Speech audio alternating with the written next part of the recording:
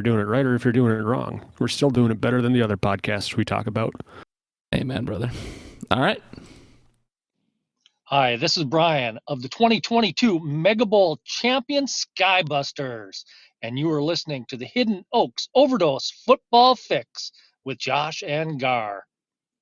Thank you, Brian. Today is Tuesday, April 26th, 2022. This is podcast number 97, episode 1 of season 5.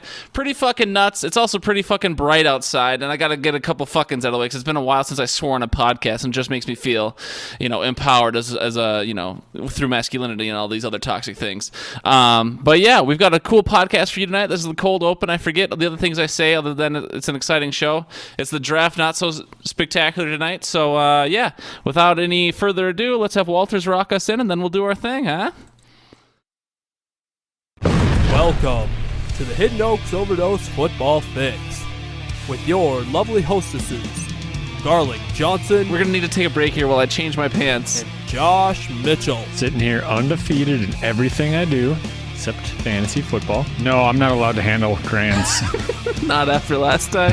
Not after last time. And now, ladies and gentlemen, Garlic and Josh. Hello, everybody, and welcome to the Hidden Oaks Overdose Football Fix podcast. I'm one of your lovely hostesses, the Garlic Johnson. I am joined, as always, by our other lovely hostess, the Joshua Mitchell. Josh, say hi to them folk out there, all the way coming from Germany way.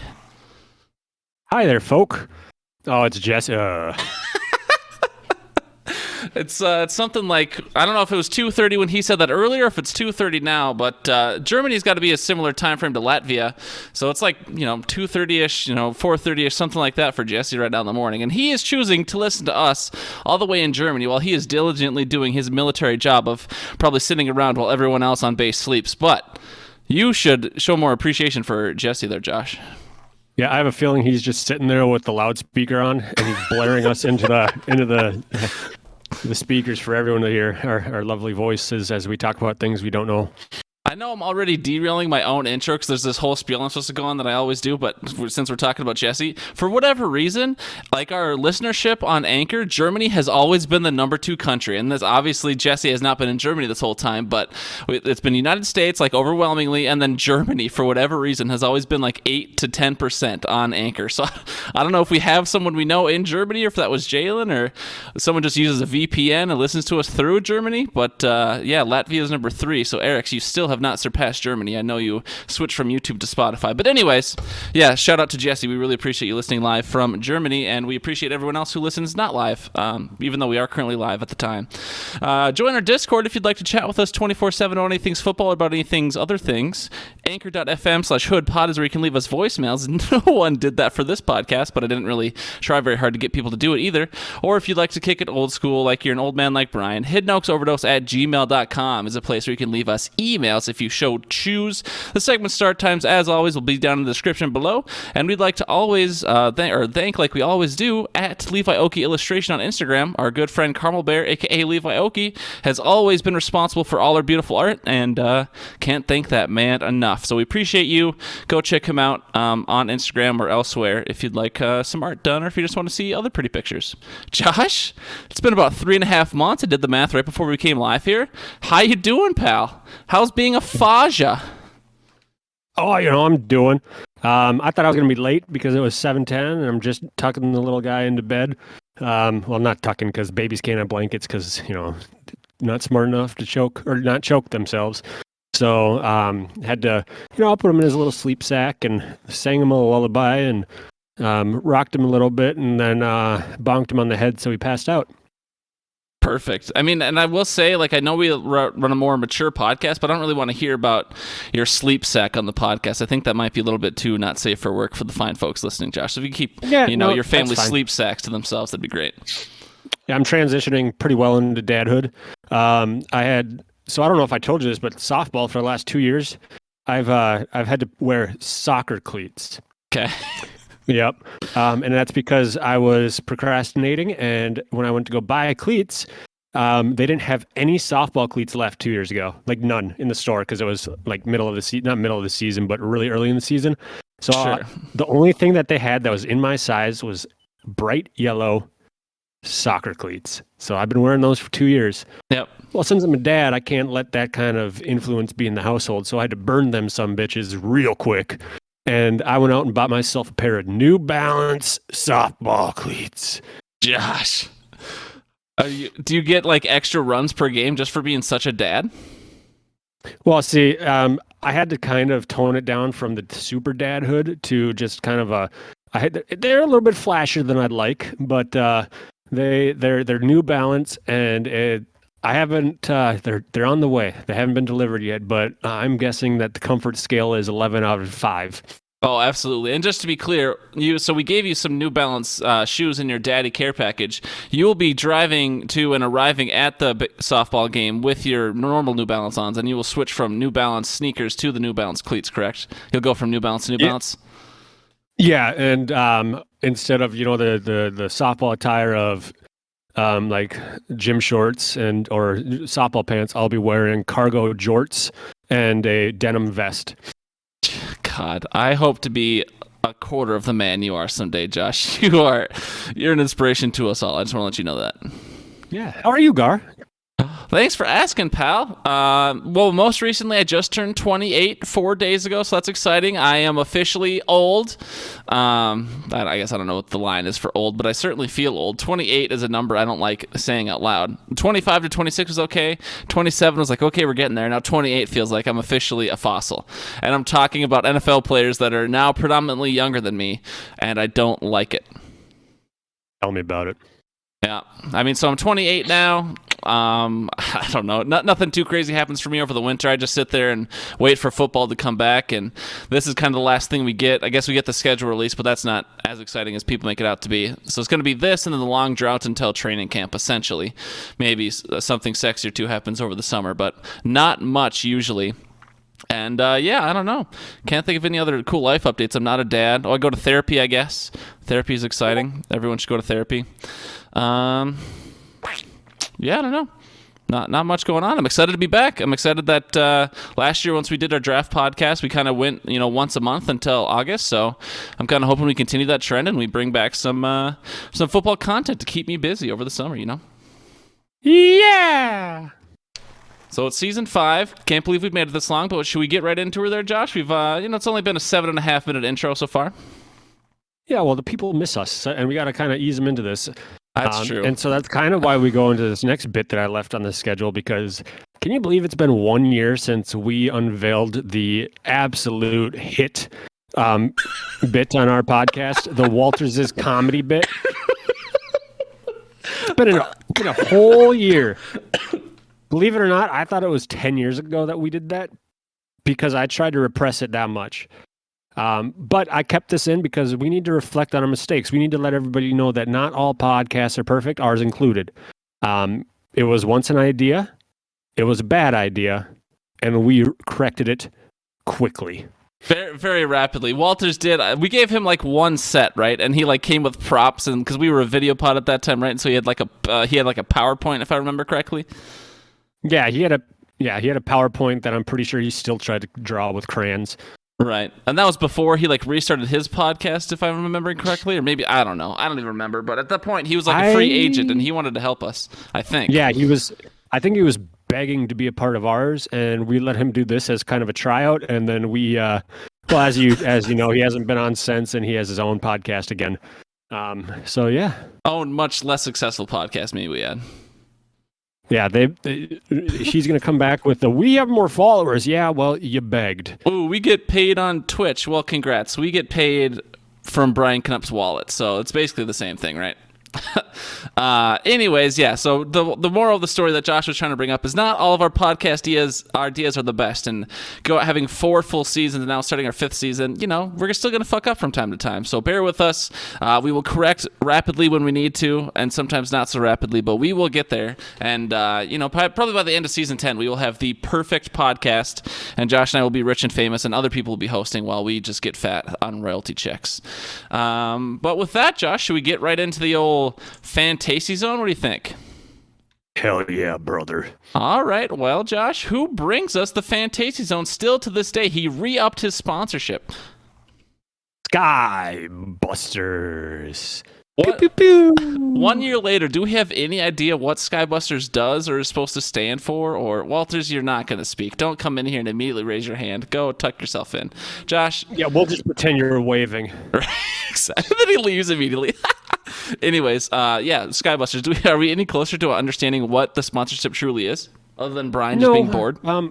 No, but, it's possible that, with some of the things that we're trying to do, I know we're trying to cut some things out and maybe trying to shorten the podcast down a bit, but it might be one of those things that every week we have a new hint as to some of my research and how deep I dive into finding out what the true origin of Skybusters is. Oh, I can't wait for that to be a good 3-4 week bit, then you get tired of it, but I'm excited for those 3-4 weeks, I tell you that. I'm happy you're giving me that long. Josh, on the FanTASTY Zone, we call it the FanTASTY Zone because we usually have our own snack and beverage type sponsors. Do you have anything over there sponsoring us tonight that you will be sipping on or snacking on while we talk? Well, I have the old classic rum and Coke, as well as kind of a half a glass of watermelon lemonade that I have. Okay, so multiple beverages. Okay. Yep. As far as snacks go, no, I did have an apple with peanut butter and chocolate chips earlier, so yum yum in my tum-tum. How about you, Gar? What did you go and display your feats of athleticism to grab? Well, pre-pod? Right, I did sprint, like I said, one stride across my apartment, and the fact that I can even talk right now without, catching my breath for the rest of the pod is a miracle. But before I move on to myself, Josh, I just want to be clear. You have none other than Sailor Jerry's as your rum and Coke, right? That's your rum of choice, is Sailor Jerry's? Kids are expensive. I have now degraduated to the ones that don't even have brand names. It's like a scratched off label. So there was obviously Captain Morgan's, the standard. Then there was Sailor Jerry's. You're probably now down to, I don't know, Skipper Brad's. Cousin Leroy's or Skipper Brad's or. I was trying to keep it nautical still, Josh. Anyways, we're wasting a lot of time. But yeah, I've got an Arnie Palmer as always. I've always got a couple in the fridge ready to go. Ooh, yeah, not a flavored one, but still a classic. Thank you, Arizona Tea. And then I also have some Wiley Wallaby soft and chewy licorice. This is blueberry pomegranate flavored licorice. The Wiley Wallaby, I'm sure you guys see it in the store these days. It's a much higher quality licorice than Twizzlers or Red Vines. Red Vines shouldn't even exist. Twizzlers are okay, but if you're looking dare you? If you're looking for more high quality licorice, check out the Wiley Wallaby. Their OGs are good, and they have some flavored ones as well that I enjoy. I like the Wiley Wallabies. The red is kind of underwhelming to me. Sure. I guess I haven't seen many of the other flavors out there to try. Well, it comes straight to you. Are delicious. Comes straight to you from Perham, Minnesota, which is much more located closer to me than to you. It's only about a half an hour from here. But news. Josh, I'm not going to do a lot in the FanTASTY Zone, but in lieu of doing absolutely nothing, there's new playoff time rules. How do we feel about them? Very briefly. Well, I'm just going to say what the Packers sub said, because the running thing is, the Packers always lose in overtime because Aaron Rodgers never gets the ball. And now the Packers are going to lose in overtime because Aaron Rodgers gets the ball, but then the other team gets the 2-point conversion. Right. So so both teams get a possession even on a touchdown only in the playoffs. But I mean, it's still if they both go down and score touchdowns, still the advantage goes to the team that first gets that still wins the coin toss. I mean, it's a bit of a Band-Aid in a sense that they're just kind of satisfying some frustrations that have happened the last couple of years, but I don't know that it's truly different. Obviously, no. In the end, the advantage still goes to the coin toss team. It's bar none. So that's pretty much the gist of it. I don't mind it. I always advocate for more playoff football because it's the cream of the crop, so to speak, but I don't know. I'm whelmed by it. Not over by any means. Yeah, nope, same. And then other bit of news is we've been on Discord for a solid year now, so yay! Yeah, I mean it's probably I like to dream big from time to time. If anything, I hoped we could have done more in the off season, just keeping up and chatting and stuff. We had some good discussions from time to time, but also I feel like people need a break, and maybe I needed more of a break than I thought I did, so I didn't try to cultivate as much conversation as I normally probably would have. So I'll put plenty of that on my shoulders as well. But we appreciate everyone who's in the Discord. We are still I don't know. I can't do that math right now, but about probably 30 to 40 people strong. So we appreciate everyone who's in here. Some of you I guilted or manipulated into being here by running various contests out of the Discord, but it's convenient, and so we appreciate those who listen and those who contribute. Anything else, Josh? Yeah. Should we hop right into some NFL talk for reals this time? Yeah. All right, let's keep her moving then, Josh. Free agency. What do we got? Looks like you want to talk about the Packers first. The Packers, they're making some splashes this year, Josh. What do we got here for Packers news? Oh yeah. Well, Packers. They got rid of just kind of the loose ends, the things on the team that they don't necessarily need. And then they brought in some big name talent such as Sammy Watkins. And then they also got themselves Pat O'Donnell, who is a punter from the Bears. But yeah, so they basically trimmed the fat when they with their free agents and trades this offseason. No big names left our team at all. None, huh? Are you sure about that? Think about that real long and hard. Nope, no big names. We've some people said that we lost one of our best wide receivers. I say Alan Lazard's still on the team. So what are you talking about? And I mean, Amari Rodgers. I mean, he's the first-round pick in the Hidden Oaks Dynasty draft last year. I mean, clearly there's the talent's there. If one A Rodgers is hard enough to beat, just imagine two. But no, we lost Devontae. Obviously, it sucks. He's a top 2, not 2 wide receiver. Top 2, not 2 wide receiver. You're so that's like stupid. his hashtag. That's his hashtag. Top 2, not 2. That's his hashtag. That's have pretty you fucking... have you listened? Have No. you listened to Pat McAfee? Jeez, buddy. Yeah, we lost him in that trade. But honestly, I'm not as bummed out about that as people thought I would be. Just because I understand, like, he wanted to go back to Oakland. Packers made an offer similar to what, or not Oakland, Las Vegas. Packers made a similar offer. Josh. He wasn't going to play on the franchise tag, and so he would have sat out anyways. And so we got a first and a second out of it. Not a bad return on that. Tyreek Hill got traded. Obviously, similar situation, except he wanted more money. So it's like Christian Kirk ruined the market, and I still don't think that would have caused Devontae to stay. Other guys we lost that are kind of a big deal: Lucas Patrick, Billy Turner. Both of them had some offensive line play in there, and then Zadarius Smith. But he was well past his prime, probably not worth $1 these days. Oh, Josh, come on. Josh, I'm just kidding. Zadarius is a good player. He just was hurt all last year with a broken back. he played good in the playoff game that you guys lost. That's what the internet tells me. Well, he had fresh legs. Yeah, I mean, when you take a full season off, yeah, you're usually pretty fresh. But okay, that's a lot of Packers stuff. Are you excited about the future? Very briefly, I don't know. We'll get into it later. But with all this free agency movements, do you think they've made enough moves pre-draft to be in a great position to succeed? Obviously, Rodgers being the cornerstone, paying him mega bucks in the future. Yeah, I mean it's still open. Obviously, losing Devontae's gonna not strengthen our wide receiver core at all. But if they address that in the draft before the second round, then we'll at least have some pieces. Bringing in Sammy Watkins is okay. I mean, he'll put up solid numbers for the 2 games he's not hurt, and then we'll find holes. We'll find out who can refill his hole after that. I love filling holes, Josh. Moving on to some Vikings talk here. I mean, I wouldn't say there was a very dramatic change in the team overall. We extended Kirk. We did some other things, restructured a bunch of players. As far as players lost, Michael Pierce is probably the biggest contract we lost. We had signed him a couple years ago out of the Ravens, and he took the COVID year off, which is understandable, and then he just was hurt a bunch last year. So I mean, we just re-signed we signed a new D tackle anyways. Tyler Conklin, he was our starter last year because Irv Smith got hurt, and then more of a depth center, Mason Cole, I believe is gone. I'm not sure we re-signed him. He might have gone somewhere else. But we also acquired Harrison Phillips, the defensive tackle I alluded to a second ago. The linebacker Jordan Hicks out of Arizona. I don't like this guy's last name, tight end Johnny Munt. It feels like it's a racial slur for some reason. Munt, I just don't like saying it. And then the big piece, the pièce de résistance, the edge rusher Zadarius Smith. Same draft class as Danielle Hunter. They had been talking about playing together for a bit, essentially, since a Pro Bowl where they met.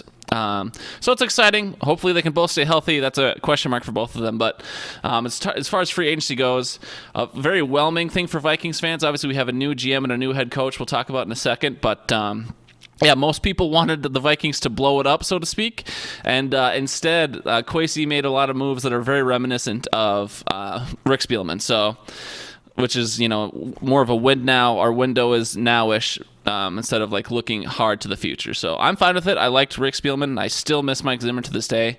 But yeah, for Vikings fans who wanted the more of a blow it up approach, certainly they did not get that. So we will see whether or not it pays off, I guess, this season. Yeah, I will give you my honest review of Zadarius Smith, as he is now a member of your team. Please treat him nicely. He's fun to watch, high energy. He will, he gets in the backfield. He's disruptive. I don't know. It's like 1 or 2 or 3 games each year, though. Every other series, he is laying on the turf, and you're questioning whether or not he's going to be out the rest of the game. He'll do it 3 or 4 times in the same game. So it's just like you got those gut-wrenching moments, and he was I forget which game it was, but a couple of years ago, I think it was near the end of the season, he spent, I want to say, 4 out of 6 plays on a drive round, just like with the medical staff. I was like, come on, buddy, get up. But he's a great player, fun to watch. I hope he sucks for you. Okay, well, appreciate that. And yeah, did you have any other Vikings thoughts? I know you're kind of, even though you're a Packers fan, you're ingrained in the market. Any thoughts on Kwesi? Because we're going to talk about coaches in a second. But any thoughts on Kwesi or any of the other moves? Do you think the Vikings should have blown it up instead of more of the same approach, essentially, or what have you been thinking? Because I know you love listening to Paul Allen every day. Yeah, no, I love to punish myself with his voice, but no, I don't listen to that human being. If he's that, I guess. A lot of the things that I've seen or read or heard just around the wire is kind of what you had alluded to, with people wanting a big blow up or people wanting big splashes, like to bring in guys and sign guys. And Zadarius Smith is probably a big splash for you guys, or inconsiderate, like when you consider things, especially since he was supposed to be a Baltimore Raven again. Right. Did you just die? No, I coughed. My voice is scritchy. Jesus. But some of the things that I'd heard are, it feels like more of the same. And then obviously you guys need a cornerback, but a lot of people are saying they want to draft somebody else. But they can, I forget where I had seen it, heard it, or read it, but there was somebody that said, watch everybody come in here saying it's just the same old, and then we take a first-round cornerback, and it's the exact same thing every other year, and we follow it up with another cornerback and then another lineman that doesn't do anything. And I was just like, well, I'm looking at your needs, and that wouldn't be all so bad if they actually kind of panned out. Right. But it's always funny to watch that, and the Packers fans, they're out there clamoring for a wide receiver, and I know at pick 22 when they take an offensive tackle, it's gonna be something along the lines of, "Don't worry, we still got pick 28. We still got pick 28," and then they'll take their 16th cornerback at pick 28. That's about how I expect it to go. All right. We'll talk about more in the draft in a bit, but I appreciate your insight on the Viking stuff. And I know to the fans listening, we're just giving you a lot of reminders, but I've forgotten half the stuff myself. And, we're going into the draft, so a lot of this context matters. Real quickly, I just want to go over the fact that there's 9 new head coaches this year. I know that's a lot. There was a lot of movement in the winter right after the season. Black Monday and all this and that was pretty heavy. Lovie Smith is in Houston now with the most glorious beard I've ever seen. Look up Lovie Smith beard. You'll be impressed. Dennis Allen, the defensive coordinator for the Saints, he took over for Sean Payton. Matt Eberflus, the bastard that owes me $20 from high school, he's now the head coach in Chicago, coming as a defensive guy from the Colts. Mike McDaniel, who was the memeiest head coach of all time. Josh, I don't know how much you know about Mike McDaniel, but this guy is full memes. And the Vikings sub for a good week wanted nothing but Mike McDaniel, just for the memes. And so he was the former offensive coordinator for the Niners, now the head coach of the Miami Dolphins. Nathaniel Hackett, offensive coordinator for the Packers, is now the head coach of the Denver Broncos. Kevin O'Connell came from the Super Bowl champion Los Angeles Rams. He's now our head coach here in Minnesota. Josh McDaniels, longtime offensive coordinator for the Patriots, is now in Vegas. Doug Peterson has come back to head coach the Jacksonville Jaguars, and Brian Daboll, the offensive coordinator for the Buffalo Bills, is now the head coach for the New York Giants. Josh, do you have any opinions on any of these guys? Lovie Smith, we're obviously very familiar with Nathaniel Hackett. You guys lost some talent there. Vikings take on a Super Bowl champion coordinator. Josh McDaniels finally doesn't screw over a team and tries head coaching again. Mike McDaniel and the memes. Any strong opinions here, positive or negative, for these new head coaches around the league? No, not really. I guess something to. I mean, Nathaniel Hackett being Rodgers' QB coach for years. Good for him on getting that opportunity to be a head coach in Denver. A lot of people saw that signing and said, "Bye, Rodgers." And it's good for them that they actually have enough brain cells to string together a sentence if that's what they were thinking. But they brought in Tom Clements for Green Bay, and that's actually Rodgers' guy. So I'm expecting him to double his numbers this season as compared to the last one. But some other things that went on in the rest of the league, we're not going to talk too much about it, but I will mention that there are a lot of QBs on the move this offseason, it felt like, or a lot of starting QBs there is. A lot, yeah. Matt Ryan, Deshaun Watson, Russell Wilson. Matt Ryan went to Indy. Deshaun went to Cleveland, where the massage game is much, much lower than Houston, I hear. Russ Wilson. Drew Lock went to Seattle. I guess he's a starter. Carson Wentz is now in the Washington Commies. Mitch Trubisky's in Pittsburgh. And then Marcus Mariota's in Atlanta. Any strong opinions there? I mean, I think that the flashiest and splashiest one was Deshaun Watson, the most controversial one, and then Russell Wilson also was a pretty big move. With those two big names, who do you think will have more success, Deshaun or Russ? Oh, that's a tough one. I know. That's why I'm going to go with. It hurts me to say it, but I'm going to go with Deshaun just because he tends to. I mean, he's been with a bad team and put up solid numbers. Russ might have a better team than he did before, but we've seen him on great teams in the past as well, and his numbers don't necessarily change a whole lot. And so we'll see. I mean, they're both going to be top tier QBs. I think my favorite one on this one is Indianapolis with Matt Ryan. That's actually going to be a pretty solid team, I think. You think so? If they address the pass catching. Whoa, they have Mo Alley Cox. What else do you need? I guess Mo Cox. Exactly. And do they still have T.Y. Hilton? I know they have Pittman. They do not have T.Y. Do they have nope. There's some other receiver that I used to have in my Dynasty team that I forgot. But anyways, okay. But yeah, Matt Ryan I think is a sneaky good pick. Would you say Matt Ryan is truly an upgrade over Carson Wentz, or are they more so very similar tier?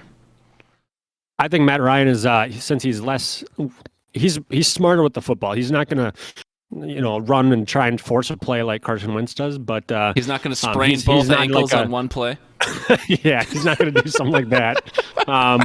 If he can move fast enough to sprain one ankle, I'd be impressed. But I just think that he's going to be smarter with the ball, and that pays, all. It's like Pat says, all you need to do is turn left or turn right to hand it to Jonathan Taylor. Okay, so this is a pure hypothetical, Josh, and if you want me to quit wasting time, I can. But I like it. It's been a while since we've done this, and I love having conversations. Let's say, in theory, Aaron Rodgers did leave, and the Packers, instead of going with Jordan Love, who still could be a good quarterback someday, we don't know. But in lieu of Jordan Love being the starter, of all these quarterbacks that moved, or maybe Jimmy Garoppolo or Baker Mayfield that still has to move, if you had to pick one of these other quarterbacks to lead the Packers, who would you have wanted? Who would you have wanted in place of Aaron Rodgers?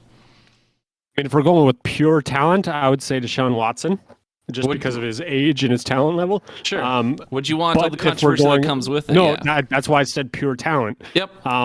But keeping that in mind, I'd go with Mitch Trubisky just so we could beat the Bears twice a year with them. I would say 2-15 with Mitch Trubisky at the helm would be just fine. No, in all seriousness, probably Russ. Bring him back to Wisconsin. Yeah, bring him back. He was, a Badger. He's still a solid QB. He's not Deshaun Watson, but I also wouldn't want to have to deal with all that off-field stuff because who knows if he's going to get suspended or not. Just think, if he had any hint of marijuana on him, he'd have been suspended for a year already. But nope, he just had 22 allegations of sexual assault against him. He's in the clear. Yeah, thank you NFL for being so forward thinking. All right, Josh, we talked a lot about the quarterbacks. Why don't you go ahead and the running backs, the most exciting list here that we've compiled. Yeah, geez, I don't know how this wasn't top news every day, all day. Raheem Mostert and Chase Edmonds both going to Miami. Those were the biggest movers in running back. Who do you think has more success in Miami out of those two, Chase or Raheem? Neither. Don't they still have what's his nuts? Myles Gaskin, sure. Yeah, neither of them. Okay. And then I'll go with the catcher since Josh took the other two. Christian Kirk went to Jacksonville on a deal that surprised a lot of people, but if you're a team like Jacksonville, you got to pay extra to get people to come play for you. That's just the way she goes. Juju Smith-Schuster is now with the Chiefs. Devontae Adams is with the Raiders in Vegas, like Josh said earlier. Allen Robinson is now a Ram, kind of taking that splashy name role away from OBJ, who signed last year. Tyreek Hill is in Miami, so the Mimi Mike McDaniels can do some crazy stuff with him and Jalen Waddle combined. CJ Ooze bunch. Go ahead and pronounce that the way you intended it to be. Use a bunch of letters. CJ use a bunch of letters. The tight end, who's a very insignificant tight end. I'm not sure why you listed him, but he is now a Jet. Tyler Conklin is also now a Jet. He had a solid season last year. And I'm surprised you didn't. Tyler Conklin. I'm surprised. All right, easy. And I'm surprised you didn't mention Robert Woods as a Titan now. Yes, I may have forgotten that one. Yeah, but those are all the biggest names for sure. Any of those excite you? Any of those? I mean, obviously you're sad to see Devontae go, but like people sleep on Derek Carr a lot. Derek Carr can sling it. I think Devontae Adams doesn't lose a step here. What do you think about that? Or Allen Robinson? Devontae put up solid numbers with Brett Hundley, so I think he's going to do fine with his old college quarterback, where they just shredded the competition in college. So, yeah, I think they'll be fine. I don't think he's going to lose a step. I still think he's worth a first round in fantasy. Allen Robinson to LA is pretty interesting. There's a lot of mouths to feed, but he's in a better situation than he was in Chicago. I do like Tyreek Hill in Miami, just because Mimi McMemerson with Jalen Waddle. It's literally it's the fastest offense on paper by far, and on the field. I'm guessing there's gonna be hook and ladders and hooks. I'm underwhelmed by Christian Kirk. I never thought he was that good of a wide receiver. He's solid, but he's not worth that kind of money. He's not a wide receiver one in Jacksonville, I don't think. And so, I mean, nobody's going to fill the shoes of Keelan Cole. Come on now. Shut the fuck up. Yeah, I mean, I'm most interested out of this list in Allen Robinson. I don't care much about Juju, no offense to him. But he's just no Tyreek Hill, and he'll be used differently, I think. But Allen Robinson, he appeared to be QB-proof for a while with Blake Bortles and Mitch Trubisky throwing him the rock, and then he just took an absolute nosedive last year. So I mean, like you alluded to, there's more mouths to feed, so it's not like I don't expect him to put up crazy stats, but I'm just interested, like, is he still the player he used to be, or did, like, something fundamentally change with him as a player?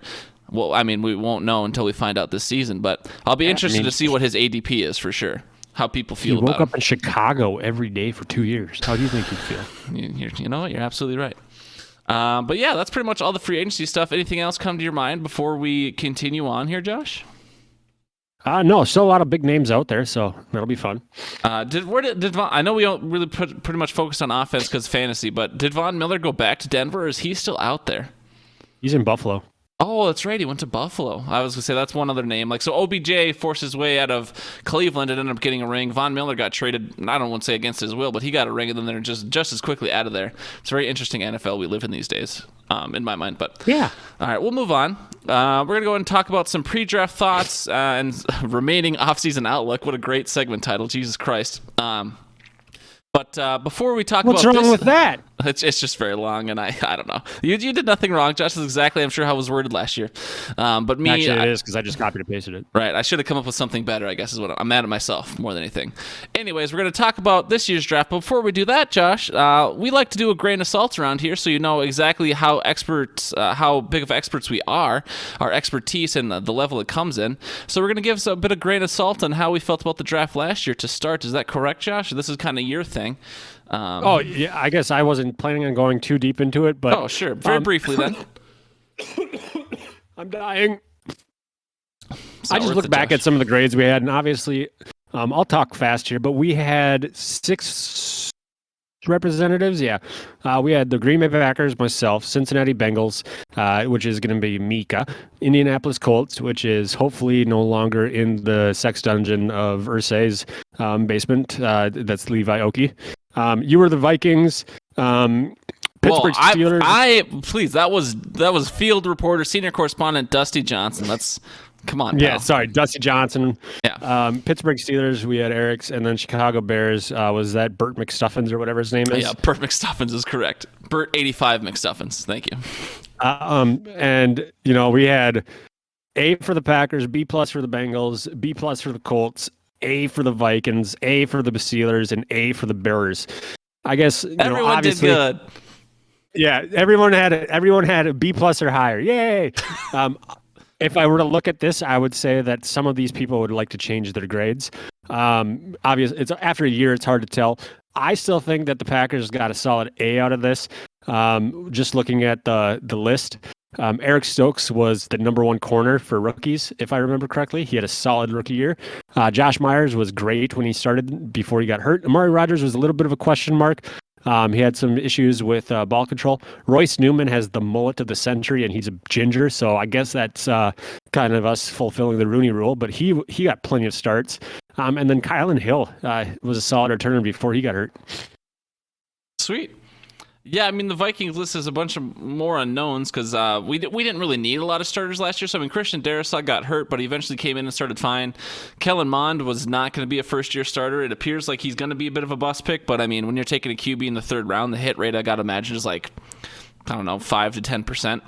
So, I mean, anyone who expected great success is probably more foolish than anything. Linebacker Chaz Surratt did not turn into anything yet. I believe he played special teams. Wyatt Davis, I know, was banged up most of last year. Patrick Jones was a good rotational piece. Kenny Nwahoo was a good returner.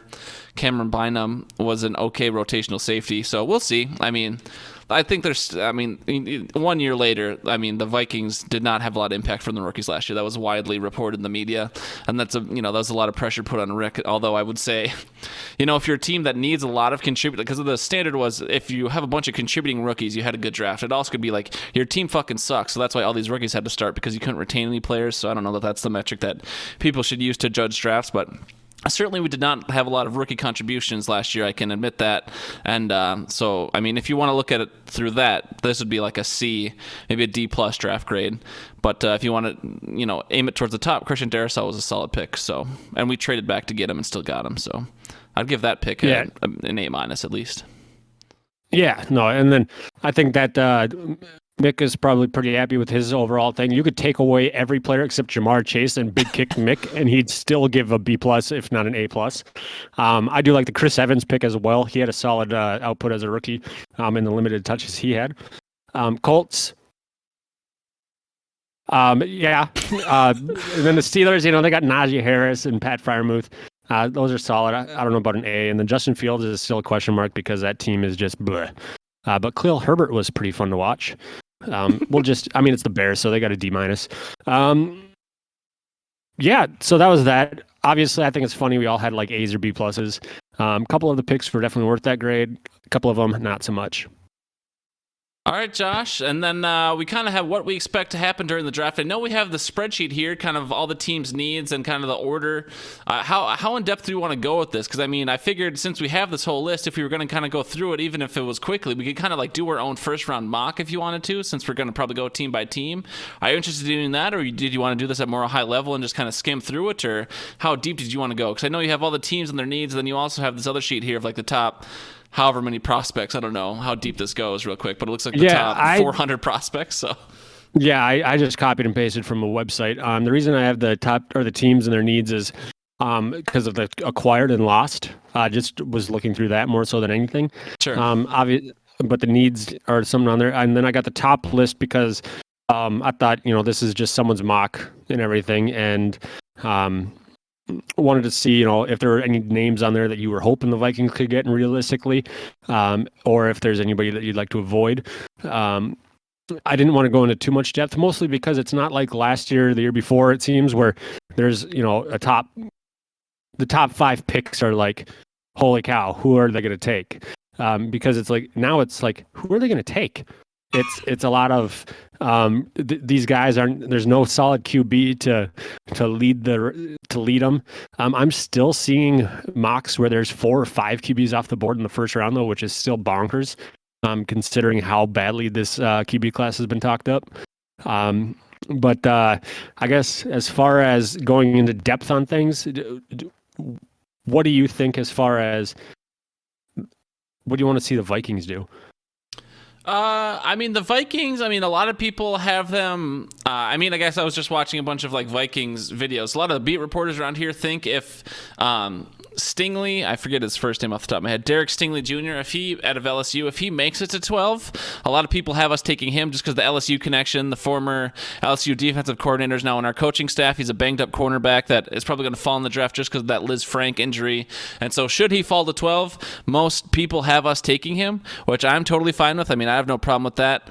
Should he not fall, I would not be surprised one bit if... I also want this just for the pure memes and just so I can watch the Minnesota Vikings subreddit have to be quarantined as it implodes upon itself if Kwesi Adolfo-Mensah trades back and acquires either some 2023 picks or some additional 2022 picks, just so the Vikings subreddit can just fucking explode in anger. That's kind of what I want to happen because everyone thinks it's just such a bad strategy, but... how many armchair GMs really know anything about anything? So that's what I want, just so I can watch the subreddit be in turmoil for a bit, even if it'll also bring me my own turmoil. But realistically, if they took Derek Stingley, that'd be fine. I know you put the notes earlier that the Vikings were already dreading the Jefferson extension, and we're seeing a lot of these receivers demand a lot of money.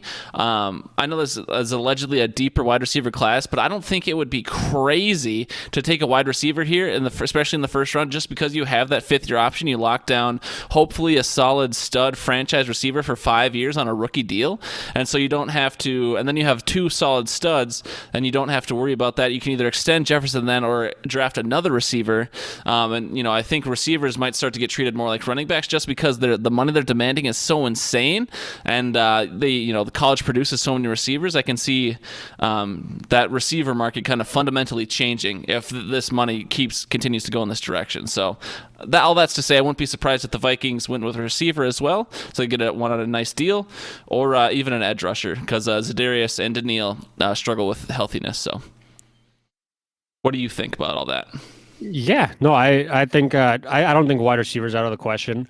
You mentioned the fifth-year option, which is kind of becoming a moot point. A lot of guys are quarterbacks more so than wide receivers, I guess, are negotiating in their third year, I'm trying to get that extension done before the fifth-year option can even be used.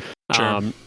And so that's one of those things that we might see trend into wide receivers. I don't know if there's been any wide receivers lately that have done that or not, but I didn't put dread. I put sweating, just because of the trend of the market. Whatever. I think Sorry. I apologize. I think that Derek Stingley is going to be gone by 12 just because his pro day. You mentioned the Liz Frank fracture and how that might cause him to drop some. His pro day, I think he ran like a 4.36, 4.37, and he was balling. So there's been people saying top 5 for him possibly. Oh, yeah, he deserves that, I'd say, but for sure. Yeah, so, if he drops to 12, I hate you. If he doesn't drop to 12 and the Vikings trade back, giggle. Right. So hang on. Would the subreddit implode completely if they traded back and for some reason it was a trade back with the Packers at 28? I mean, I find that a very unrealistic option, but yeah, for sure that would add to the implosion. I mean, the trade back would be 80 to 90% of the implosion, but yeah, another 20% could be added if it was with the Packers for sure. You don't see a lot. You don't see a lot of those in division trades, but no, you don't. I said it would be unlikely. Yeah. As far as is there one position on here that you would just absolutely, let's say they stay at 12, if they drafted somebody at 12, would you just take your remote and throw it out the window because you never want to turn your TV on again? I mean, I try to keep a pretty level head. I don't know that I ever react that strongly. That being said, I mean, I think a running back at 12 doesn't make a whole lot of sense because, I mean, just with the way the NFL is going, even though I love to respect the players and I want to see the players get everything they can, I think the running backs are kind of getting shafted in this whole current CBA. That being said, a running back at 12 doesn't make very much sense to me at all. I don't think a tackle would make very much sense because I think Christian Darrisaw and Brian O'Neill seem to be pretty good tackles. So, a top 12 pick being used on a tackle makes pretty little sense. Outside of those two positions, I can't think of another position off the top of my head that we could, like linebackers wouldn't be crazy because Anthony Barr is gone. Safety wouldn't be crazy. Edge rusher, interior lineman wouldn't be crazy. Corner we've already talked about. I mean, Bradbury, a lot of people hate on Bradbury, so I already said interior lineman, but specifically a center would be fine too. Wow, you guys suck. I mean, a tight end, I guess, wouldn't make as much sense at 12 either. But, yeah, I don't know. not a lot of things would make me throw my controller, so to speak, or throw my remote through the TV. But yeah, a tackle, a running back, or a tight end certainly would make the least sense. I would be the least pleased with either of those three. Now, hypothetical situation here. Fullback or a kicker? Go ahead. No, you're sitting there at 12. Or no, you're sitting there, draft's happening. It's pick 1, 2, 3, 4, 5. Guys are falling off the board. You see, Stingley's still available. Yep. And your team's high on him. They're talking him up. They're saying, it's a great player. Surprised he hasn't gone yet. 7, 8, 9. He's still there. All of a sudden, trade is in. All right. Minnesota Vikings are now on the clock at pick 10. Yep. And everybody in the subreddit's like Stingley. There's Photoshop of him in a jersey already. There's Photoshop of the Lombardi Trophy tattooed on someone's ass. All the things that you typically see in a Viking subreddit. And then the pick comes in with Malik the 10th Willis. overall pick in the NFL draft. The Minnesota Vikings select Malik Willis, quarterback, Liberty. I mean, that's fine. But I mean, honestly, it's like I wouldn't be as excited about it. But I mean, that to me, if you're trading up 2 more picks to get him, and it's a team, it's a move of conviction. Like similar, I probably would react to the same way that you guys reacted to Jordan Love. Even though Kirk Cousins, I say is more on borrowed time than Aaron Rodgers ever was. But I mean, to me, that's just a move by the organization that they really believe in, and that's our quarterback of the future. Does that immediately help us this year? No. And could he be an absolute bust? Sure, but I wouldn't be upset about it. If the team believes in it enough to trade up for him, that means they're going to invest in him and hopefully put pieces around him. So I wouldn't be mad at that. No. Okay, I was just curious. I was upset about the Jordan Love pick, but at the same time, I understood why it was there for the franchise. Not the best pick the draft, I'm never going to change my mind. Drafting Jordan Love is the reason Aaron Rodgers is still a Packer and has played MVP seasons 2 years in a row. Sure. So if we could do it all over again, yeah, I say draft another quarterback in the first round this year. Sure, that's worth a first round pick and whatever else you used to trade up for him. I don't disagree with that. Like if that's in the shitty manipulative world where that's what it takes to get your quarterback to be successful, I think it's worth a first round pick. Obviously, it hasn't resulted in a bowl, but you guys have been so close. I would agree that it would be worth it to pay a first round pick for such performance. Yeah, maybe. Moving on to the Packers, I guess, similar to you, I don't have a whole, quarterback would probably cause me to throw something really, really fast. Okay. Obviously, wide receiver is a big thing. I would not be one of those people that freaks out if we take a tackle with 22. If there are still plenty of wide receivers available because this draft is very deep. So apparently, like picks 1 through 15, you posted the thing like only 15 first round grades. But then I think that like second round grades and third round grades, where there's a bulk of the players are, there's tons of value there. It's a very deep middle class draft, I guess, is what that's for what good the experts players, are saying. not Yeah, the studs. So wide receiver, I think addressing that in the first round with one of the 2 picks is going to be great. In the first round, I would really like to get somebody who's like a crisp route runner, somebody that can handle his feet well, does well with that. So I've heard Chris Olave. I doubt he drops 22, so we might have to move up some to grab him. I've heard quite a few times with the Treylon Burks. He's a big body wide receiver. I don't know how his route running is. But Rodgers is one of those guys where you have to build that trust, the timing, and everything. So if the wide receiver is willing to put in the time to get the timing down with Rodgers preseason, absolutely, I'd be fine with any of the wide receivers that do that, between like Olave, Burks, London, and Wilson. Garrett Wilson. Yeah, but then we do need tackle. But Green Bay Packers, they're known for taking third or fourth round, fifth round draft picks and looking at an offensive lineman and go, "You got nice hair. You could play O-line." Hell yeah, brother. I'm thinking about David Bakhtiari, Royce Newman, both those guys, 4th, 5th rounders, late round draft picks, put in a lot of starts, future All-Pros, All-Worlds, Hall of Famers, Obviously. no doubt in my mind. And so, I always encourage teams like the Vikings and the Seahawks who struggle with offensive line to just, stop drafting them in the first round. First rounders suck. Take them in the fourth. Yeah. Okay. Yeah, I guess I have. I know you can talk more about the Vikings than I talk about the Packers, but I mean, pretty much all the mocks I'm seeing, at least when it relates to fantasy, is they're going probably a wide receiver. A tackle isn't out of the question, like you said, but it seems like it's going to be someone on the offensive side of the ball. So for sure, that means they're going to take like a linebacker or a safety instead. So Packers fans, you better buckle up one more time. Hey, it's like I mentioned pre-pod, or not pre-pod, but earlier in the pod. They're going to take an offensive lineman, and Packers fans are going to be like, okay, we still got pick 28, and then they're going to take like a safety. And it's just going to be an absolute freaking shit show all over the place. And then in the second round, they're going to take some no-name wide receiver like Sky Moore. How dare you? He's from Alabama. Or Smoke Monday, whatever. What about Christian Watson from NDSU? Jesse would be happy with that.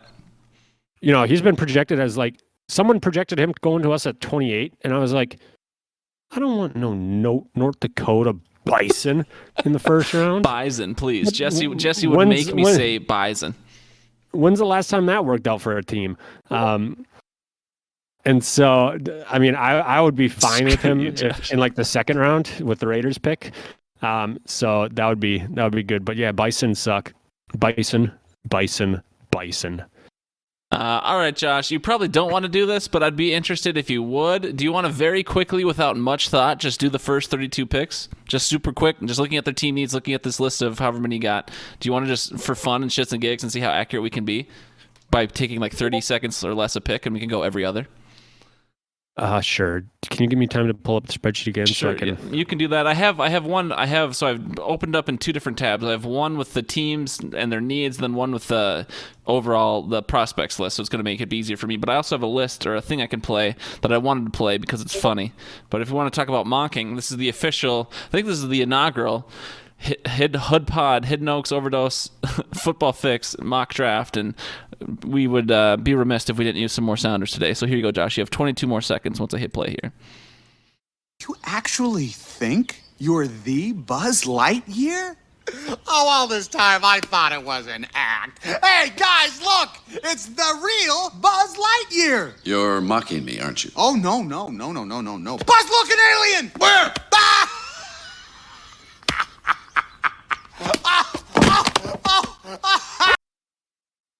You're mocking me, aren't you? We are, in fact, now mocking you, NFL. Josh, are we ready? Do you want to go first or second? I will go second. All right, with the first overall pick in the 2022 NFL Draft, the Jacksonville Jaguars are going to select Trayvon Walker, edge rusher, at Georgia. That sucks. With the second overall pick in the 22 NFL Draft, the Detroit Lions are going to take Aiden Hutchinson, edge rusher from Michigan. Okay, interesting. How'd you do the strikey? Looks like you figured it out. Okay, so the Texans are on 3. Ooh, we're going to go ahead. We're going to go a little bit spicy, I think. It's not that spicy. What am I saying? We're going to go ahead and give them Sauce Gardner, 3rd overall, cornerback out of Cincinnati. The Texans, you can have Sauce Gardner.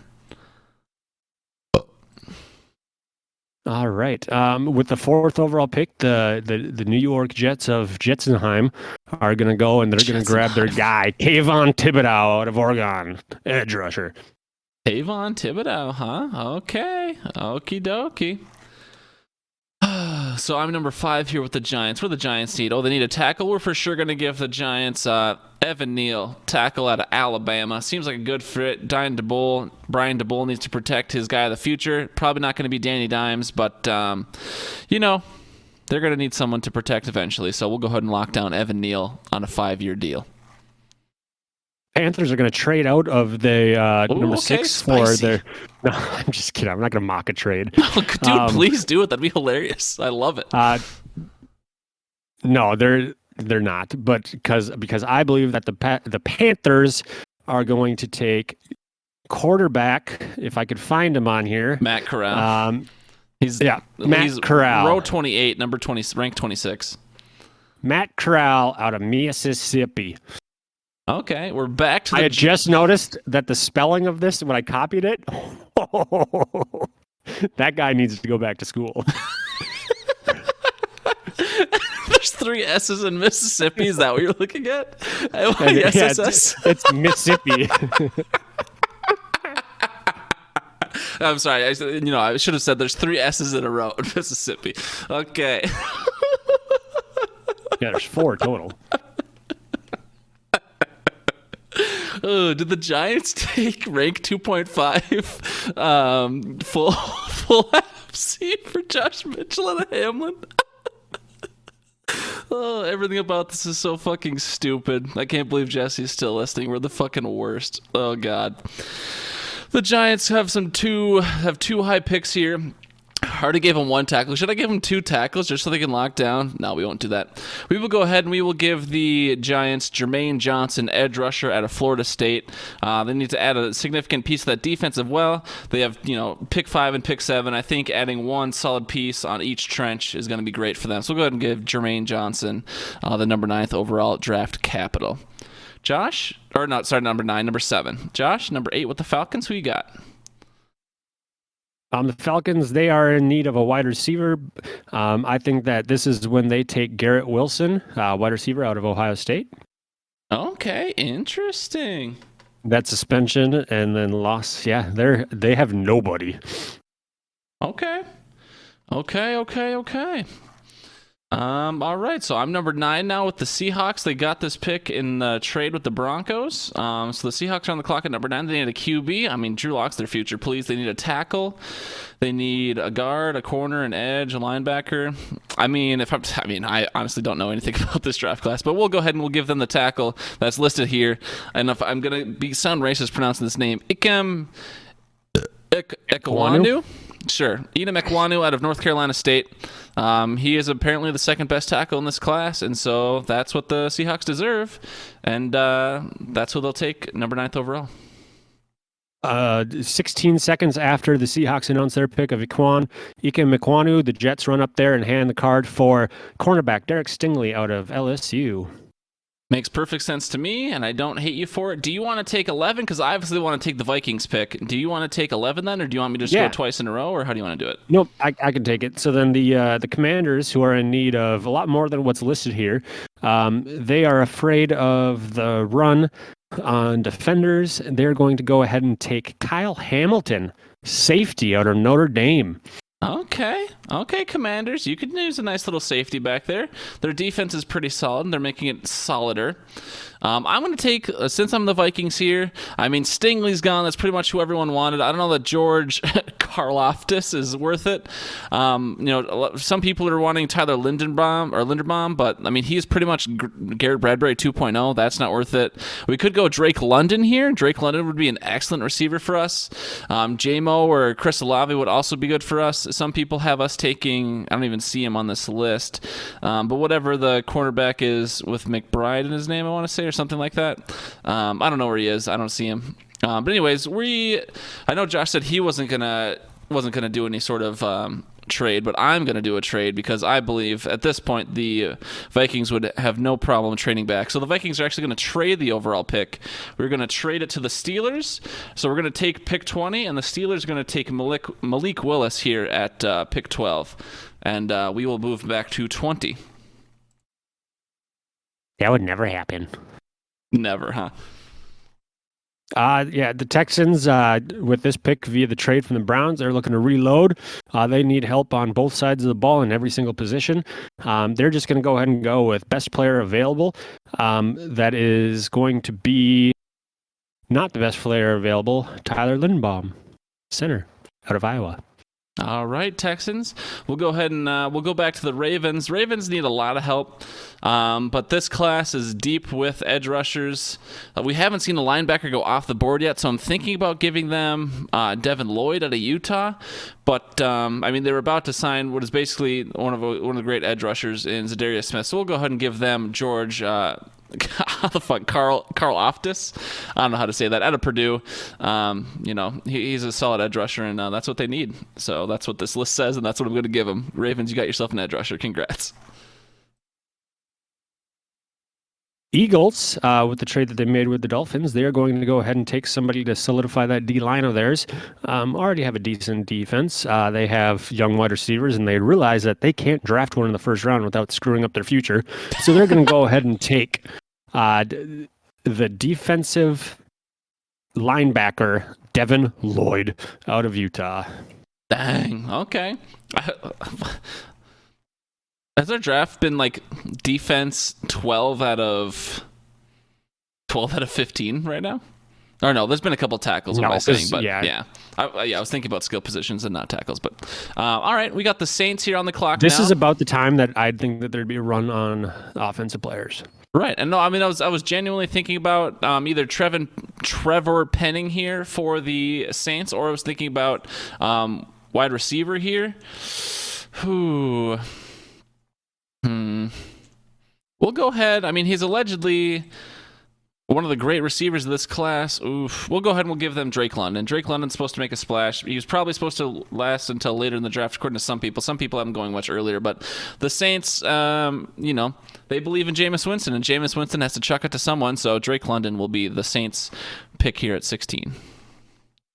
Yeah, Chargers at 17. They lost edge rusher, center, and offensive tackle in Iowa, Brian Bulaga.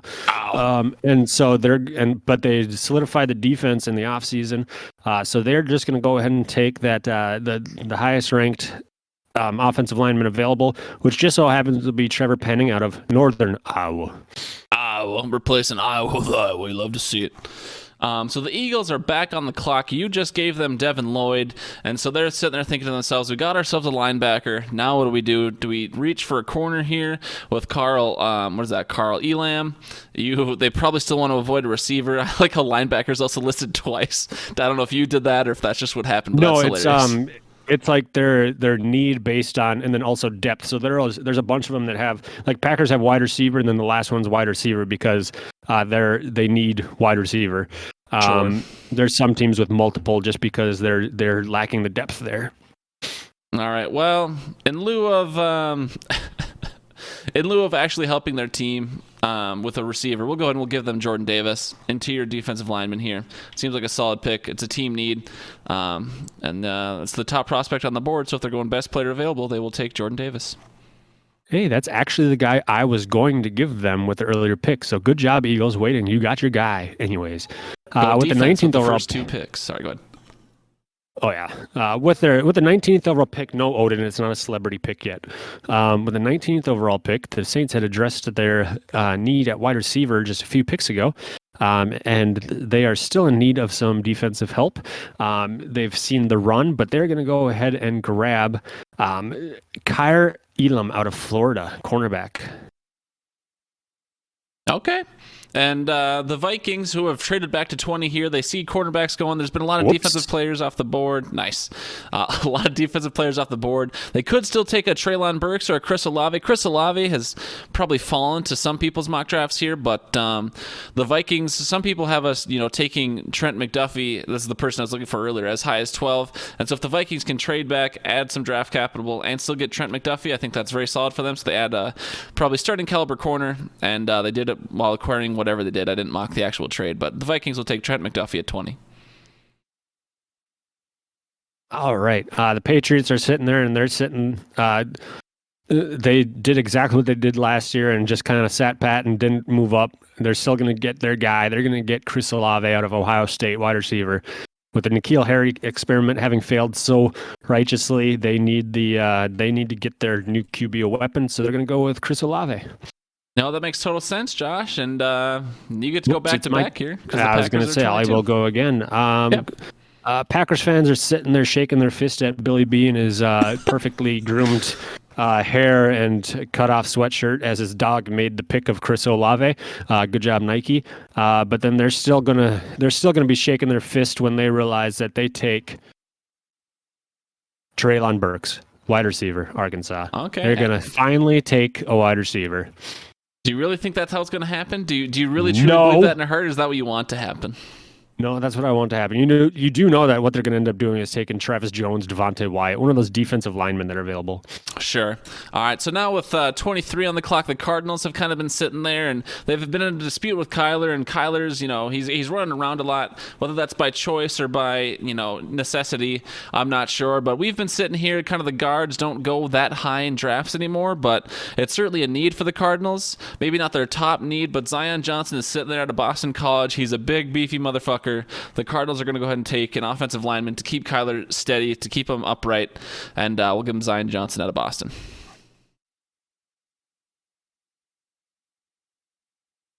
Oh, wow. I'm happy I looked again because I was looking at the Bills. 24, the Cowboys are up. Cowboys are in need of a lot of help because I hate them and they suck. But they need some help on that defensive line. Kind of the front seven, they need a lot of help. And so they're going to go ahead and address that by getting Devontae Wyatt out of the reigning champions, Georgia Bulldogs. Hell yeah, brother. Seeing that this player hasn't gone off the board yet and seeing it's probably one of their biggest offensive needs, they could go receiver here, but the Bills at number 25, they're going to kind of run to the podium, hoping to lock down their guy at this position. Even if they run it a lot with their quarterback, the Bills will go ahead and secure a 5-year contract of Breece Hall at Iowa State. Who the fuck? Devin Singletary and the other guy, I can't even think of his name right now.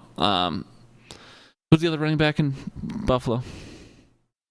Moss. Oh yeah, Zach Moss. They haven't been getting it done in totality, so they run to the podium, take Breece Hall, and hope that's kind of the final piece for their Super Bowl run. Titans over here, they lost Julio Jones. They have AJ Brown. They got Robert Woods. And they're sitting there. They're thinking they're pretty. They look at defense. They look at offensive line, and they go, nah. Jamison Williams, wide receiver, Bama. Okay, all right. So now we're moving on to the former Brady Bradersons, now reinvigorated Brady Bradersons. Brady stayed retired for what, not even a month or whatever it was. Yeah, he saw his kids and realized I hate them and left. I'm sick of kissing them on the lips, so... Their chapped lips suck.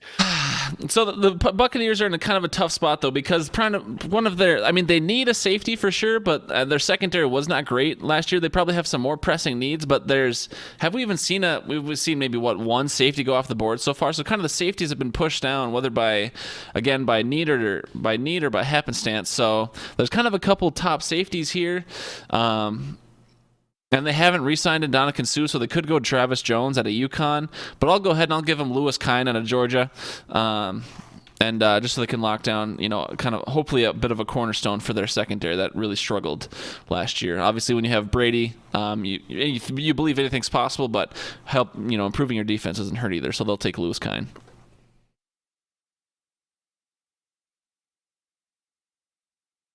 Yeah, so the Packers... they're back on the clock. They had taken Treylon Burks with the 22nd overall pick. Probably sitting there thinking we should have taken a cornerback or something silly. But then they look and they realize that they still need another wide receiver, so they're going to go ahead and double down. You're so stupid. And grab. No, there have been mocks that say they double down. Sure. As much as I'm sure that I'd love to see it, I don't think they do. I think they go with Travis Jones or one of the D linemen to shore up that defensive line. They might go with a corner even or an offensive lineman, but I think that they like taking an offensive lineman later in the draft. So I think that since Travis Jones is available out of UConn, that's who they take, defensive lineman. No, I think that makes sense. I mean, as many people... Yeah, I don't know. As many people as would like them to go pure offense, they need a solid defense, and they understand that. So I can get behind that pick. Moving on to the Chiefs now here at 28. They were probably praying that like a Treylon Burks or some other top receiver would have somehow fallen to them by people trading up for quarterbacks or this or that. And we've only seen two quarterbacks go off the board in our draft here. The Seattle Seahawks did not choose to address it, along with... the Panthers didn't address it either, right? Or who'd you give the Panthers? No, Panthers got Matt Corral. Okay. But anyways, so yeah, at least the Seahawks did not address their QB need. But sitting here, the Chiefs are like, we just lost Tyreek fucking Hill, okay? And we've seen a long line of edge rushers go. So as much as we'd love David Abahu, Oyabu, excuse me, or Logan Hall, we'll probably go ahead and we'll lock down George Pickens here. We need someone to catch the ball for us at 29. So they'll go ahead and they'll run to the podium with Georgia's George Pickens. Yep, and then they might as well just hand in 2 cards at once because they have the next pick too at pick 30. Yep. And so they, being that Andy Reid. Sorry, Josh, I'm going to interrupt you for just a second. We're down to 3 picks here, and so this is kind of also the territory where we saw once upon a time the Vikings trade back into the first to get Teddy Bridgewater again. You talk about the 5th-year option being a joke, but it's still like a leverage piece for teams. And so in these last 3 picks here, I'm sure you want to make a pick for the Chiefs, but at the same time, think about maybe some other teams that might have a need. Maybe the Seahawks trade back up to lock in a quarterback here at the end of the first round or anything like that. Maybe you probably weren't thinking like that, but just something else to put in your noggin as you're kind of thinking you have 2 more picks here, whereas I just have 1. So I know you don't want to sit here and do trades, but it's something to think about that teams might trade up here into the last couple picks of the first round to, get that 5th-year option, even if its value isn't what it used to be. Yeah, and I wish I had the picks that they'd have because I probably would. I don't know if the Seahawks have many picks because they traded them all for Jamal Adams. Yeah. But that was one of the teams that I had thought about. Another team that might trade up because they don't have a first-round pick is like the Colts. So that might be a team that trades back into the first. But I think that of the teams that don't have a first, I think that Seattle would likely make a trade to come back up. With what pieces, I have no idea. But they'd lock down maybe a Sam Howell or a Kenny Pickett or maybe but not. Yeah, I'm gonna say that the Chiefs saw that and just kind of giggled and said, "No, we had back-to-back picks, brah. We're gonna go ahead and we're gonna take Logan Hall out of Houston." Sure. So now the Bengals are sitting here. They're like, we've never picked this late in the draft in the fucking history of our franchise, even though I think they won a Super Bowl before. But all jokes aside, they don't need a receiver. Obviously, they just had a Jamar. They could probably use more help on the offensive line, but Joe Burrow was able to get it done last year, probably in spite of a lot of things. Did we ever give Tyler Linderbaum to someone? Yeah, you did. Okay. Who do the Bengals even want? I don't know, dude. Maybe I'll just fuck it. I don't know. I don't know anything about it. I'm not going to do my own trade up because I don't know either, but actually, fuck it. I'll go ahead and say, however it happens, this pick gets traded to the Seahawks because it's not in the same conference, so it's AFC to NFC makes sense, and they will take Sam Howell. I don't know how that happens, but that's what I'm going to say happens. Well, see, that just kind of ruined my plan as a Detroit Lions because they wanted to take the next quarterback. But since you took Sam Howell, they are clapping their hands because they get Kenny Pickett Fence out of Pittsburgh quarterback. That was the guy they always wanted right there. Kenny Pickett was always their guy, top of their board, no questions. Hell yeah, brother. Yeah, so that was the first round. I think we got it all correct. No need to watch it on Thursday. You're mocking me, aren't you? Yes, I am.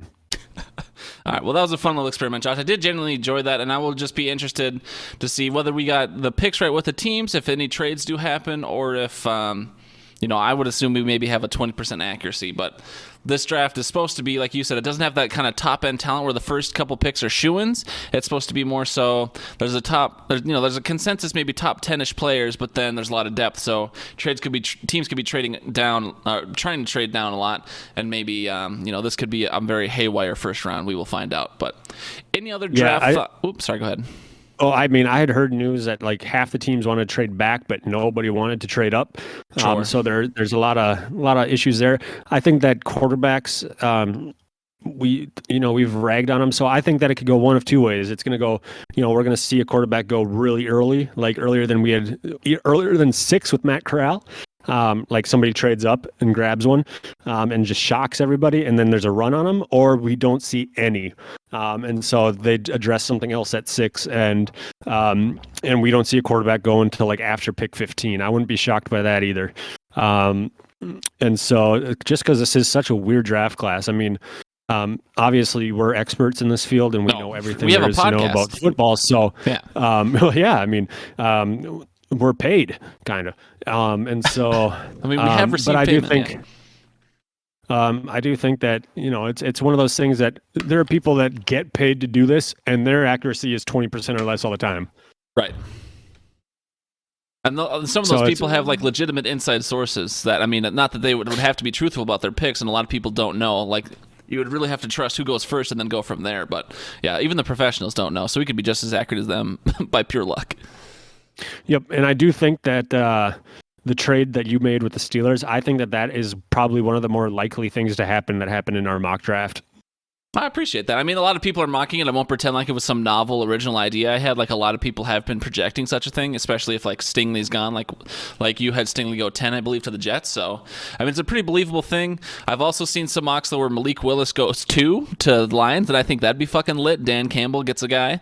Because Dan Campbell's just such a coach that I would run through a wall for Dan Campbell. But, yeah, it's interesting. And, whether the Seahawks trade back into the first or use one of their picks on a quarterback is interesting. Yeah, we had 4 quarterbacks go in the first round in total, and I know we were shitting on the quarterbacks a lot, but we ended up having 4 go in the first round still. Well, yeah, I mean, it's like you said with the 5th-year option. That's especially important for those quarterbacks because the Lions taking a quarterback, I think at 32 is more likely than them taking it at 2. Sure. Because they need a lot more than just quarterback. Say what you want about Jared Goff, but he's serviceable. He's not okay. He's trash, but he's serviceable trash. Sure. He's not gonna. He's not a guy that like the Seahawks with Drew Lock. That he's not. He's been to the game. He's shown that he can play. He just needs the pieces around him. I think that they might even take a wide receiver at 32 and leave a quarterback. But I do think that 5th-year option is really appealing to a lot of teams that are on kind of fringe quarterbacks. So then like the Seahawks taking Sam Howell, they might take a quarterback earlier than what they did in this one. So yeah, it's a lot of question marks. I'm excited to watch it. I'm really excited to be disappointed. It's one of my favorite times of year. I remember one year ago, not necessarily today, but 1 year ago, maybe like a couple weeks ago, we got the very positive message, and I'm very happy for him. But Alex Williams was having the best of his life. He said in the Discord, but the group me, he said this is the best day of his life, and it was the news that Aaron Rodgers wants to get traded out of Green Bay. So whatever you're doing in life to where that's the best day of your life, I feel sorry, but I love you, Al. Greener grass, other side. You know the speech. And so I also just want to point out, Al, Dave, sorry, but you guys, Ben and I, we kicked your ass in the Dennis Height Memorial Open best ball tournament. First place champs, no big deal. Won by a stroke. Josh's clutch performance in the 18th hole, putting it within 10 feet of the pin to seal the win, and the putt. Woof, duh. Suck it. It wasn't even against Al and them. It was against some other people. Sure. Suck it, nerds. Okay, so I assume that's all the draft thoughts we have. I mean, any daggers for anyone you want to see the Packers target on day 2 or day 3, or do you not even want to speculate? You don't care enough? Because I know neither of us really pay attention to college ball. So, yeah, I mean, I don't. Like I said, I like the mid to late rounds because not necessarily that I know what they do or know who they are. I don't necessarily have any gut reactions right out of the gate, but for the Packers, like the linemen, they need an offensive line because they lost a lot of pieces, but they do so well at picking guys and plugging them in and having them rotate around. And so when they take linemen in the 4th, 5th, 6th round, they're more than likely going to get playing time. And so it's always nice to see that. And so I'm more interested in their like second year in the league, and then grading that draft and going, okay, they were a 5th round draft pick. That's nice. All right, well, there you have it. So I don't really care about the draft I don't care about the draft that much. Sure. All right, should we move into a little? We won't talk too much about it, but should we move into a little Dynasty talk here then? Just since I'm in 3 Dynasty fantasy football leagues, and I've traded away all my picks in 2 of my leagues, so I only have the draft that you and I are doing on Sunday, and that's it. Those are all my draft picks for 2022 as far as Dynasty leagues go. So, I won't say I feel like as prepared as I should be for my only Dynasty draft of the year, but that's the way I set up my team, so that's the way she's going to be. Yeah, I know you have a top 2 pick, though, so instead of me ranting a bunch about all my picks real quick, what are you thinking about? Because you would have had the 1-1. Obviously, there was a little controversy there. You have the 102, but, I mean, you're going to get a top 2 player, and so I'm sure you've been thinking about that, even if the Owls League draft is a little bit further into the offseason. What are you thinking about? Are you going to go running back? How are you feeling at the 102? I might have something in the works for that 1-1. Who knows? But would you just double tap running backs then, or would you be trading the 2 to get the 1? I would double tap running backs hardcore. Yeah. My starting running backs are Raheem Mostert and Chuba Hubbard. So yeah, that's ugly. Yeah, well, yeah, it is. But no, number 2, I'd have to go with the best running back available. There's no doubt in my mind that that's going to be the case. I have the 3rd overall pick in our Dynasty League because of unfortunate events. And honestly, I have no idea. My team is so stacked that I have no idea who I'd need. And the fact that I lost every single game except for 3 pisses me off. It's not who as do I stacked as take? you think you are, huh? Oh, no, I'm stacked. Okay, buddy. No, I think that league is just going to depend on who the first and the second overall are, and then I'm just going to go best player available. Sure. Yeah, I mean, I can tell you, since we're talking about the Hidden Oaks League, like I have pick 101, I have pick 105, I have pick 106, I have pick 110, I have pick 11, which is 2-1, I have pick 16, which is 2-6, and so I have 1, 2, 3, 4, 5, 6 picks in the top 16, and then I also have pick 306 and 401 and 407. Those picks might not even make my team, who knows? But a lot of picks in the kind of the top end here. I mean, 101, I really have no reason to not go Breece Hall unless he even if he breaks his leg. I'm not competing again this year. Like I'm tanking again in 2022, so I can secure the 2023 first overall pick. So I mean, unless Breece Hall died, I don't know that I would take anyone that isn't Breece Hall there at the 101. And I know you want to talk less about it because Al can hear and other people are talking about it, but like who if you were me looking at my team and thinking about not this year necessarily, and it depends on draft capital and all these other things, but who do you truly think is the best running back? Is it Breece Hall? Is it Kenneth Walker? Should I just look to trade back because the value in this class isn't as what it could be in 2023? Or if you had the 101 in this league for my team, what would you do? I think that 101, Breece Hall, but then since you have so many pieces, just because Breece Hall has the ability to catch the ball out of the backfield, Kenneth Walker is more of a head-on runner. I think that with the remaining picks, the 2023 draft class, I think there's 5 running backs in that draft class that are ranked higher than what Breece Hall would be. So like if Breece Hall and them were all in the same ones, he'd be number 6 or number 5, somewhere in there. So it's obviously a lot can happen in a year, but this 2023 draft class for running backs has been highly touted since 2021. All right. So I think that with the remaining picks, if you could package them into 2023 first round draft picks, go ahead and do that. Sure. And yeah. Yeah, I'm definitely not afraid to trade some of my 2022 picks. Like I should probably address receiver at some point because eventually I will need receivers to start on my team. But I guess I haven't really announced. Like you can only put so much in the chat. Like I put out my list of players I'd be willing to trade today. Didn't get a lot of action on that. Got like 2 offers, but not for what I wanted.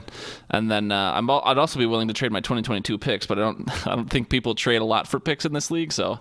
And I don't want to put too much in the chat at once to overstimulate, so I don't know. But I'd certainly be willing to do that, Josh. If you're looking to acquire a couple more picks this year, I mean, let me know. Anyways, yeah. I mean, not this year, but I might be able to toss out Robert Woods or something. How's I do not Henry need Robert Henry Woods. Henry Ruggs the third for 2023 first rounder? Josh, Henry Ruggs the third is what? He's dead or in jail?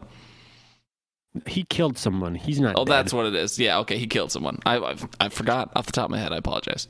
But yeah, no, he's driving too fast on the highway drunk. I remember now. Yeah, and Jesse just messaged me. Okay. We'll talk, Jesse. Anywho, yeah, so with 101, I'm probably going to take Breece Hall. And then in my other 2 leagues, I have absolutely 0 draft picks. You guys can have fun. But, there's a couple receivers. If I stay at 5 and 6, I'd probably tap receivers there. And then I have 10, 11. I might go 4 receivers, honestly. We'll see, depending on how the draft kind of falls to me. But, yeah, that's kind of what I'm thinking of Dynasty. And I know you don't want to give away your secrets. I don't know if I wrote this last year or if you wrote this year, but maybe a sleeper or two. Is there anyone... I don't know how much draft research you've done. Of course, you have a draft on Sunday with me, but is there any sleeper you're looking at? Anyone kind of deeper that you're like, I hope they could fall to me? No, my draft research is on par with my preparation for podcasting in general. So, okay. I usually do it the day of. Yep. Excellent. Okay, well, we'll go ahead and we'll just move on then. This is a section, I think, since we copy and pasted the sheet from last year, we could have probably just deleted it because a lot of the stuff has been addressed, but it's kind of fun to talk about, also reflect on last season and then also look forward. So this segment is workshop outline for fall to inspire ideas. We didn't do studs or duds or pick'ems last year. We also have to revisit your effort. Josh, do you feel like your effort last year was what you wanted it to be based on what you wrote in the spring? Sure. You tell me, Josh. You wrote that one, not me, for sure. Sure. So we've reached this part of the podcast, huh? Okay. No. I could improve. There's always room for improvement. That's the spirit, Josh. That's the answer we were looking for. But so with the pod play along, it seems like everyone does enjoy the daily fantasy, and you said you would even do the daily fantasy again for a third year in a row, and maybe on top of something else. But like studs and duds, and or like a pick'em, like locks and upsets. Do we still leave those in the vault? Do we try and bring back one of those this year? Like I know for us, those have been more, at least for me, I guess that's more manually intensive. But we could do it. Or what do you think about that? I'm a big fan of the daily. I would keep doing the daily. Sure. I think Nikita really liked the daily as well. But I wouldn't be opposed to any ideas if people have them. And so that's one of the things that I think we can revisit. Stud dud, maybe more as a, I don't know. I know Not Eric's would, if Eric's were side- here, he would advocate for us to do anything that isn't the FanDuel thing because he currently can't participate in that. So he would advocate for either not doing the daily fantasy or doing something else too, that he could play with. Which I Dude love was over Eric's. there whoring out trying to get us to buy him Google gift cards. Oh, I did. I didn't have to buy it for him. I just had to log in. Well, not buy it, but yeah, log in. Yeah, and I did it. Yeah, I was going to, and then I looked at her. I remembered like the next day at like 2 p.m. I was like, shoot. And then Hope someone got that for him. Exactly. You didn't even follow up. You're like, well, yep, it's too late now. But yeah, I do studs and duds kind of like we did the first couple of years where it was more of a knee-jerk kind of reaction. And I say knee-jerk because I think that there was a couple times where both of us, maybe both of us did it once, where we picked a player who would be a stud or dud that wasn't playing that week. So more of a, or like a pick 'em out of, a list of players, and that's your player for the week and that sort of thing. Something just a little bit more nonchalant, maybe not for money on the line, something a little bit more fun, fantasy related, something to keep the people interested. If you're not gambling, what's the fucking point? Well, maybe we could put money on the line, but who knows if, I don't want to have to track a bunch of things just so there's a fair payout, maybe like a week by week thing. Sure. I think that we should keep the daily going, and then go from there. Maybe like an over/under type deal each week. We could do, some fun things like that. Obviously, a little bit more intensive there. Maybe going back to our roots with the Faye Favre and going to more of a football type focus, instead of some of the things that don't necessarily inspire others to respond, like Hidden Oaks or favorite smells or things like that. So if we were to go back to like football jerseys or nicknames of football players or Green Bay Packers players or Green Bay Packers Super Bowl trophies or Green Bay Packers fans. So stupid. Speaking of, hang on. So now I know we're at the end of the podcast. Yep. This is we're transitioning into. We're transitioning into the outro. Whoa! Nope, I said it. We're there. We're there. Absolutely not. But continue. Okay. So we're transitioning into the almost transition into the outro. And so I have a client at work Yep. Young man, fun to talk. I mean, he's a great kid, fun to talk to, and his mom is very active in his case.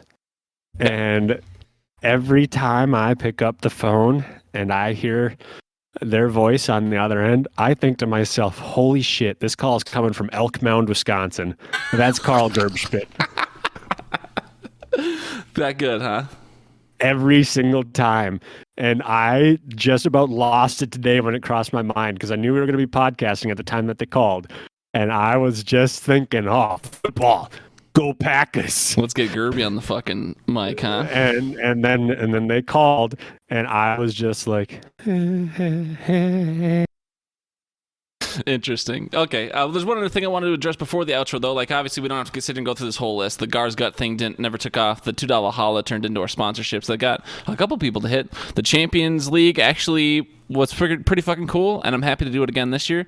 And we're looking for one new player, so if you'd like to be considered for the Champions League, I don't have an official way of doing that. I'm just going to say I'm going to do it because I'm a dictator commish. But if you're interested for throwing your hat into consideration for the Champions League, let me know. You do have to be a Fantasy Football League champion within the past 10 years to be eligible to join the league, but that was pretty fucking sweet last year, I'll be honest. I appreciate everyone who participated. The Heroes of Yesteryear was a thing Josh is going to do, but we kind of both agreed that it's not the same without video. Same of Meme of the Week, we tried to do that, but without video, it's just not quite the same. Weekly contest, that didn't. Josh, you were building like a website. You like built a web page with a wheel. Whatever happened with that? Could that be something we revisit as our secondary game, or did you hate that too much? Was it too intensive for you to code, or whatever happened there? So yeah, it was too intensive to code, and then the idea itself just kind of fizzled out to where I thought this is stupid. But a lot of that, so that wheel idea, it's still sitting in the hopper, but I'd have to really get the motivation. I'd have to triple dose that Adderall just to figure out where I was at. So sure. We're talking.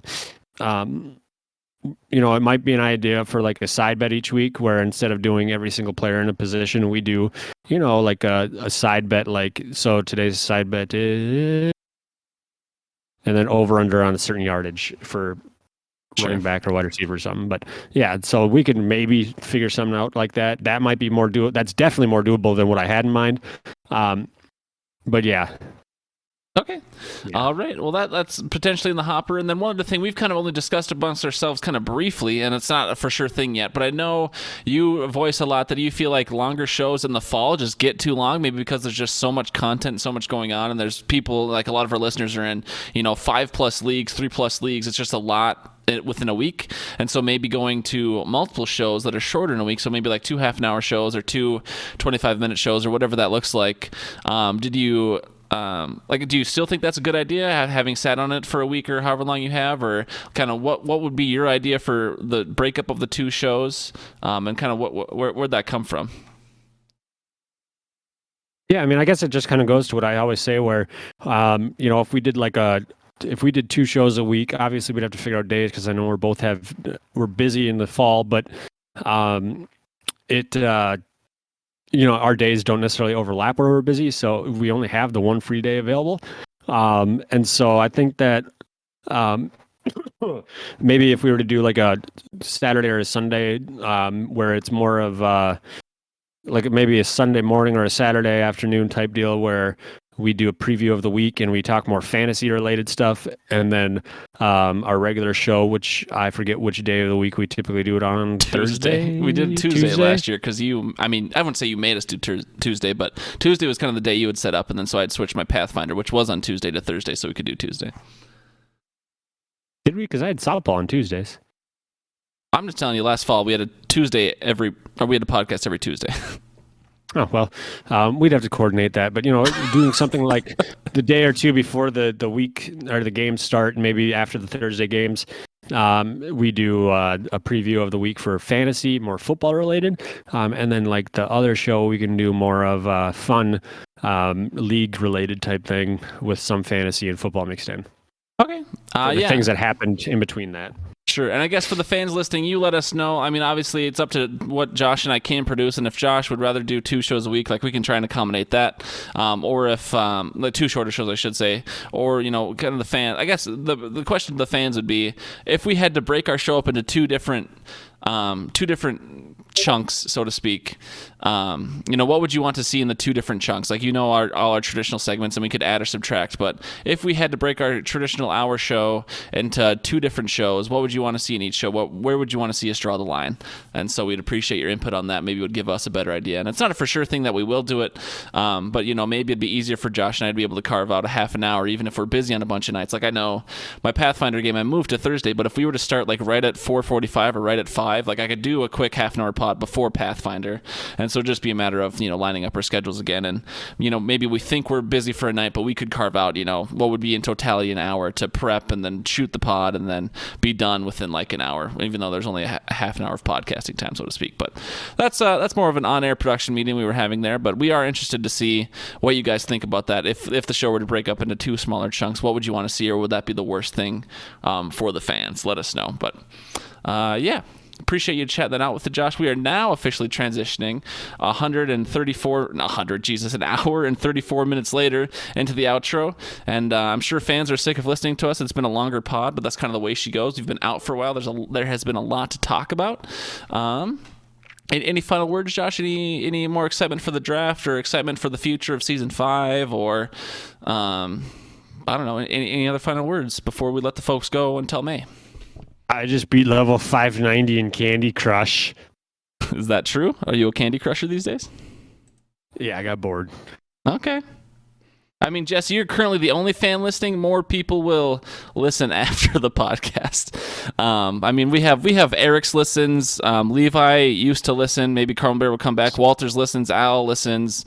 Brian listens. Obviously, some we will have at least 5 to 6 people that I think are interested in what we have to say. So, yeah. We will be back. Like I said, we kind of did a monthly thing last year. We will be back in May post-draft. We will be back in June and July. I know at one point we just did a very goofy, like a Faye Favre, like very early redraft fantasy projection stuff. But there's definitely plenty of stuff we could podcast about. We'll be back at least monthly until August, and then we hit our full normal slate like usual. I still have the note, stay safe. COVID's pretty much over these days, but the vice president, Kamala Harris, just got COVID, so things are out there. Obviously, Jesse's in Germany. He's the closest to the conflict in Ukraine. So Eric's and Jesse also stay safe as we have this very unfortunate thing happening in the world. Engage the show again. I mean, pretty much anyone who listens to this these days knows about our Discord, but spread the word about our Discord if you have more friends who'd want to chat about football. Anchor.fm/hoodpod is where you can leave us voicemails, and then hiddenoaksoverdose@gmail.com is where you can leave us a nice little email. Okay, so we'll go ahead and fill Jesse's note in here before last song. Personally, I think there's a lot of filler with the fan, Tasty Zone, and all those other fun segments that if you tried, I don't know, get down to... Okay. All right, thanks, Jesse. We will take that feedback and we will put it in with everything else. Ignore it. We'll file it right in the shredder. No, we appreciate your input, Jess, and we appreciate you listening in the middle of your shift in the middle of the night in Germany. So have a great night, everybody, and we will see you in May, and Skol Vikings. How dare you. Go Packers. Have you seen the Detroit or the Chicago Lions logo? Yeah, I mean, I'm sure I have. I can't imagine it just off the cuff, but... I mean, it is definitely the greatest thing I've ever seen, and I think that most people would disagree with me because it's actually an atrocity and does not deserve any sort of attention, but I'm going to send it to you anyways. Go for it. And sending. Am I going to get it before I stop recording? Hopefully. Now.